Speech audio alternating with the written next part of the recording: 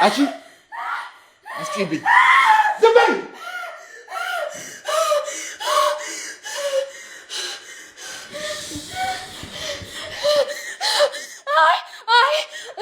ቆይ እንዴት ነው የሆነው? በጭራሽ መሆን የለበትም። ቆይ አንተ እንዴት ነው የተረፍከው? ሴትዮ አሰሚም እንዴ? እኔ ኖሬ አይደለም አንቺ ሞተሽ ወደ እኔ መተሽ ነው እያልኩሽ ነው።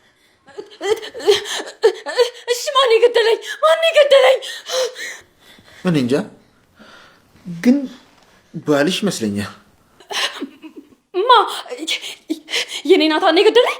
አዎ የኔ ሚስት፣ የአንቺ ናታን ነው በቁምሽ እንድትቀበር የፈረደብሽ። ያ የነፃነት ዘመንሽ አብቅቷል። ያን ደግሞ የፈቀደው የራስሽ ባል ነው።